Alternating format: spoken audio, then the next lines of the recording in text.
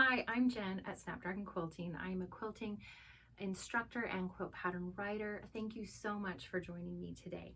If you have been looking for an exciting new class for your quilt guild or for your event, then you are in the right place. Today I'm going to be telling you about my 3 most popular courses, but I am happy to teach any of my patterns. So if there's something that's really catching your eye, reach out to me. I'd be happy to do that for you. So the first class that I offer that is the most popular is a curved piecing class using my quilt pattern called Many Moons. The great thing about this class is the curves in this quilt. This is the miniature version.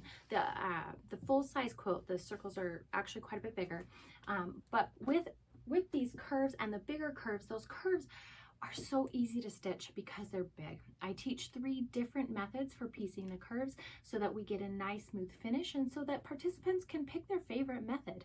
I don't think that we need to be stuck in one method and that has to be the way for everyone. I find that some people, depending on where they're at in their quilting journey, prefer one method over another, and so I teach 3 different methods.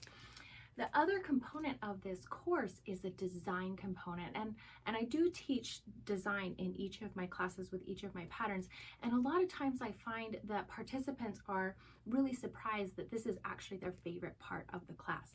And so you can see with this pattern, it's made in Kona solids. It looks very modern, and I know modern isn't for everyone, but because these circles are so big, if we throw prints in there, it completely changes the quilt. And so we talk a lot about design, how color and contrast change the quilt. This class is called Curved Piecing with the Many Moons quilt pattern. Another popular class that I teach is Foundation Paper Piecing Basics. Why would anyone stitch fabric onto paper? It creates really precise piecing. You're stitching on a line, and so you get a perfect result. The paper also stabilizes our fabric. And so anyone who's been working with fabric knows if we tug on it a little bit or we push it with an iron, it stretches and it distorts. So if we use that paper, it stays and holds its shape. Another benefit is when we're done making our blocks, they're all the same size. And so they come together and fit together beautifully. Another benefit of foundation paper piecing is that we can make any shape we want. So with traditional piecing, we want to use shapes that are easy to put together, but with foundation paper piecing, it opens up new avenues for all different kinds of shapes. So you're probably wondering what patterns I use for that class.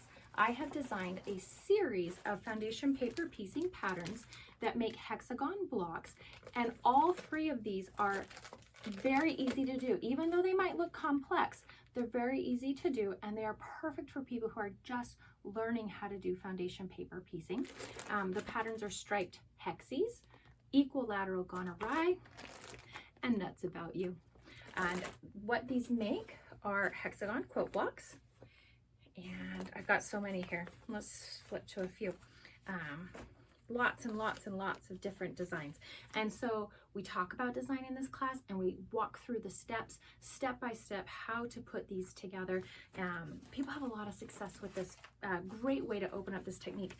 This technique has become so popular lately because it is so versatile.